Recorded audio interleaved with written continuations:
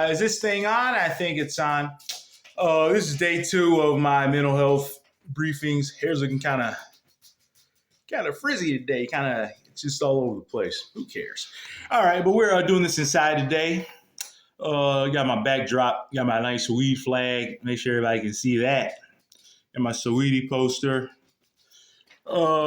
Yeah, let's get to the mental health. So today, I'm gonna start these off by rating my mood. I got 8, 9. It's better than yesterday, even though I can't get outside. The weather in terms of temperature is pretty similar to yesterday. It's like 58, 59, 60, but there's no sun, so I'm not gonna mess with it. But in terms of mood, yes, it's pretty good, pretty even. My cousin Diane died. She had a stroke. She was 75, which I know is weird to have a cousin that old, but my family was weird. And she had a stroke. She was in like hospice care for a few months, and she passed away.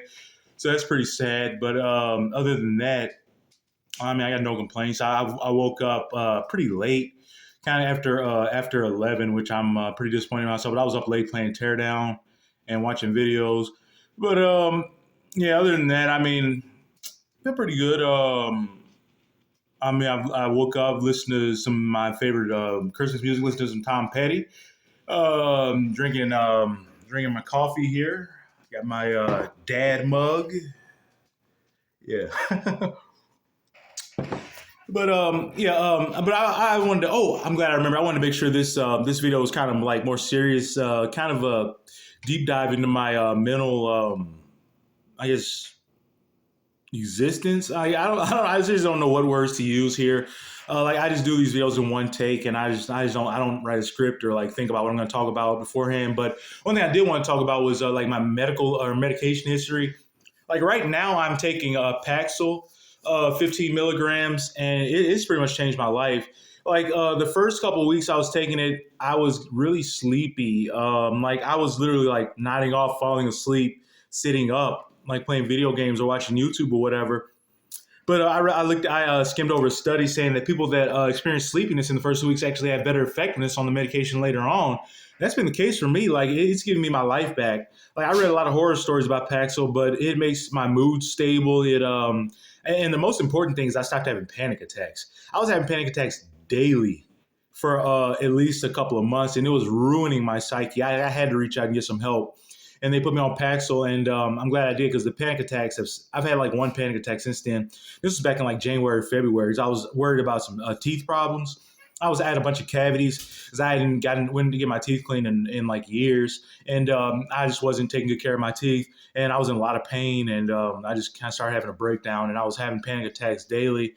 You guys are taken care of, and thankfully that's in the past now. Other than that, I've been misdiagnosed in the past as bipolar. Doctor had me take what was it? It starts with an A. It's like a little blue pill. It's really expensive, but that just made me manic because I wasn't bipolar, and I didn't need to be on that.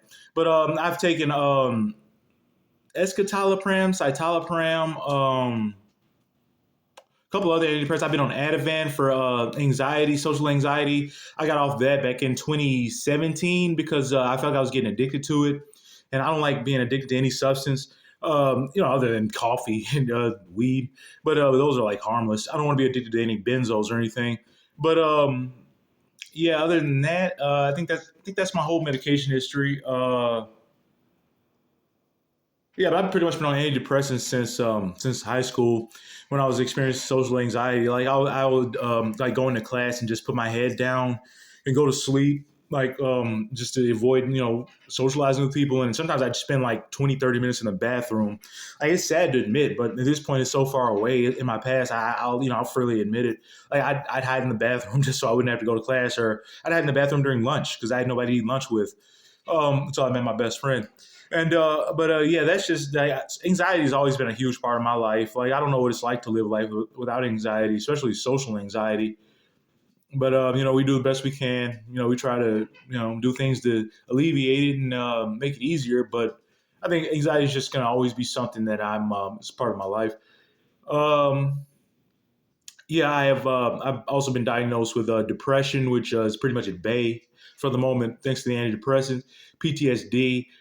Back when I was in college, freshman year of college, or sophomore year, November, can't remember what year it was, but yeah, sophomore year of college, 2011, I think. But I got robbed at gunpoint while I was a tutor. Me, along with two other coworkers, Jim and Talha, we got robbed at gunpoint, walking kids home. Like we worked in a bad neighborhood.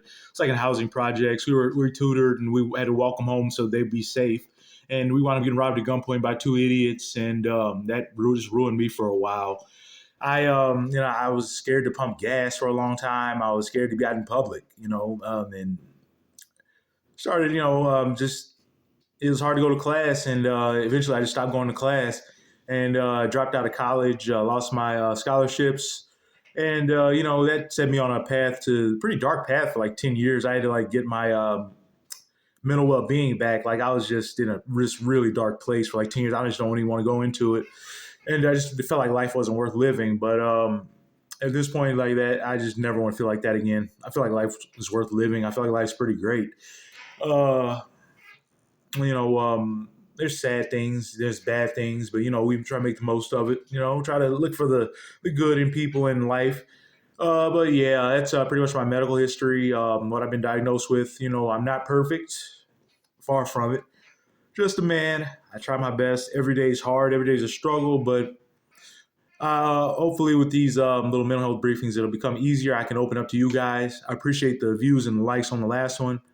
It gives me motivation to keep making these. Yeah, but thanks for giving me a place to feel safe to open up, I guess, and for not judging me. And yeah, that's just what I've been going through. We're about exactly 7 minutes in, and we're going to end this. Thank you for watching, and I hope you have a great rest of your weekend.